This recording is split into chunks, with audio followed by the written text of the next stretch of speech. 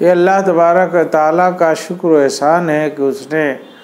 رمضان جیسا مبارک مہینہ ہم سب کو عطا فرمایا، اور اب روزے کے مبارک ایام ختم ہونے کے قریب ہیں، اور وہ رات بھی آنے والی ہے جسے ہم عید کی رات کہتے ہیں، اور عید کی رات میں بھی ان راتوں میں ہے جس رات کی عبادت سے اللہ کی خوشی حاصل ہوتی ہے۔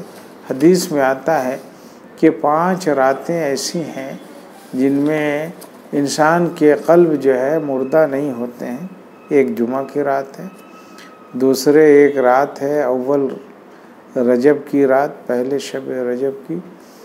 اور شب برات والی رات ہے، اور 2 راتیں جو ہیں عیدین کی ہیں، یعنی عید الفطر اور عید الاضحیٰ کی پہلی شب۔ تو اس میں یہ ہے کہ دعائیں اگر کی جاتی ہیں تو دعاؤں کو اللہ قبول فرماتا ہے، اور رمضان کے بعد جو شب عید ہے اس رات میں تو خاص طور پر دعائیں قبول ہوتی ہیں، اور وہ رمضان کی برکت کی وجہ سے۔ رمضان میں 29ویں رمضان کو ہم سب کو چاہیے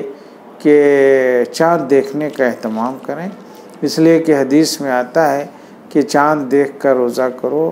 اور چاند دیکھ کر افطار کرو، یعنی روزہ ختم کرو۔ تو 29ویں شب کو شام کو ہمیں اور سب انسانوں کو چاہیے، ایمان والوں کو، کہ وہ چاند دیکھنے کا اہتمام کریں۔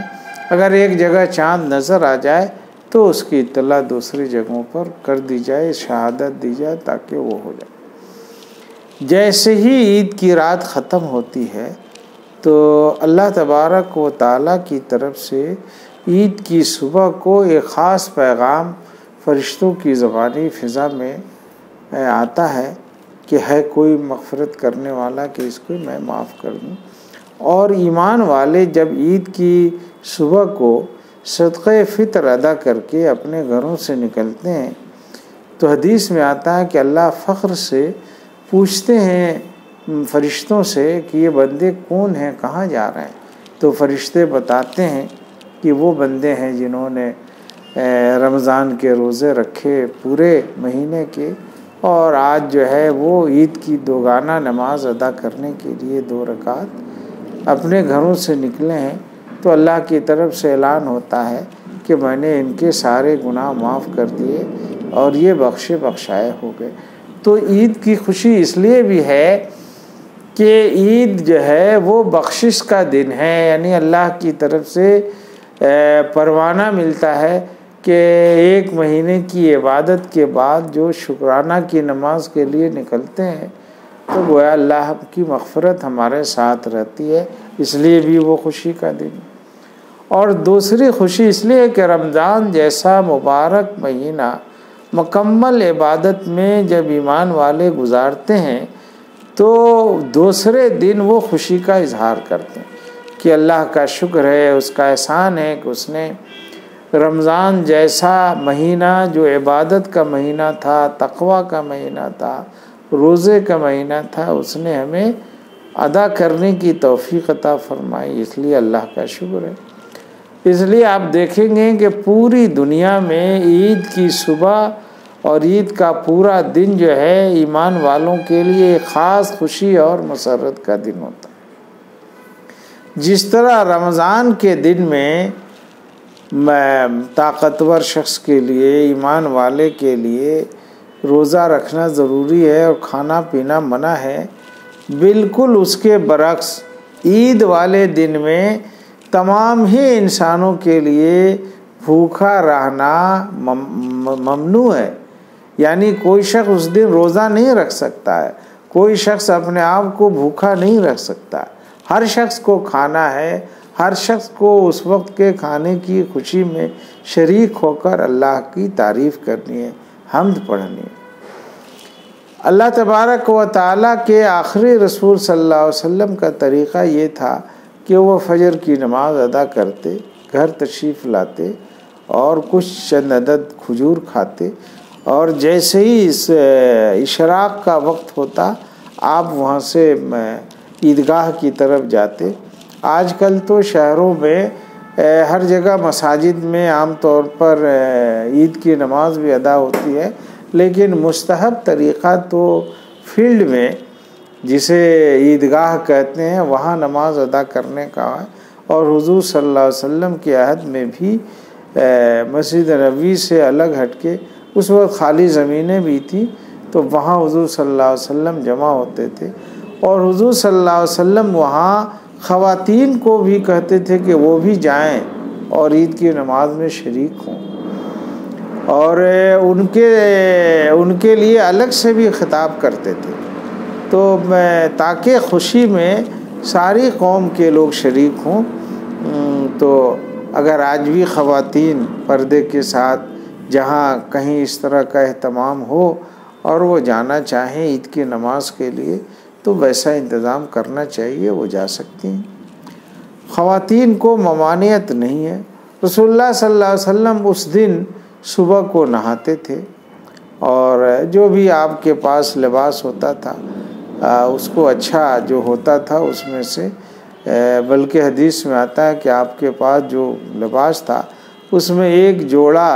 ایسا تھا جو یمن سے بنا کر کسی نے لا کر تحفے میں دیا تھا، جس کے سرخ جو ہے دھاری دار جو ہے اس چادر پر دھاریاں تھیں، چادر اور تہبند یہی اس وقت کا وہ تھا، تو اس کو آپ پہن کر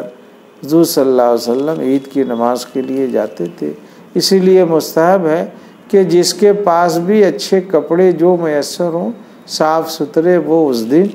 عید کے لیے پہن کر نکلے۔ عیدگاہ کی طرف یا نماز گاہ کی طرف جب بھی ہم جائیں عید میں،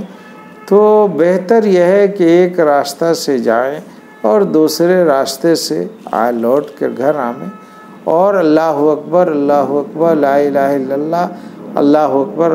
وللہ الحمد کا ذکر کریں۔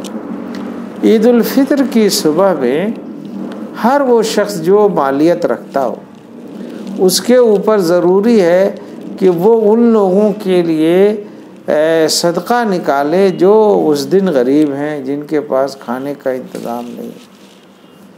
اور وہ ہے تقریباً 2.25 کلو گیہوں، یا اس وقت کھجوریں تھیں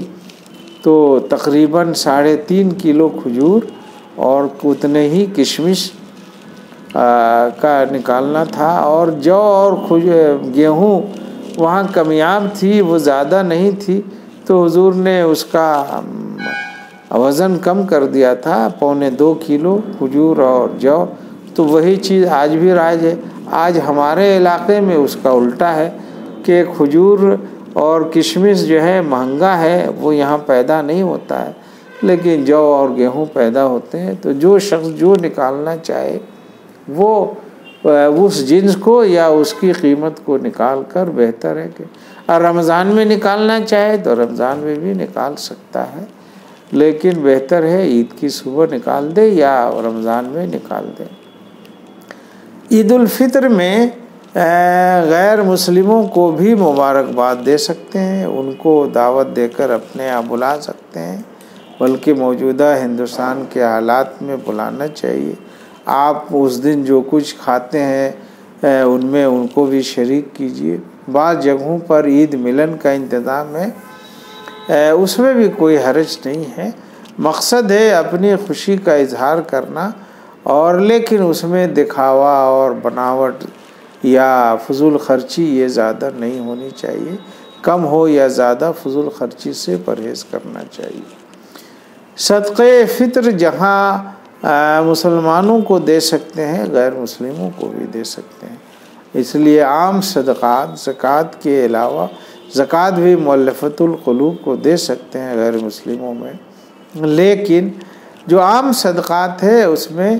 کوئی بھی غریب ہو، محتاج ہو، ضرورت مند ہو، اس کو دینا ہوگا اور اس کا ثواب ملے گا، اس لیے ہمیں ایسی تفریق نہیں کرنی چاہیے۔ اللہ تبارک تعالی ہم سب کو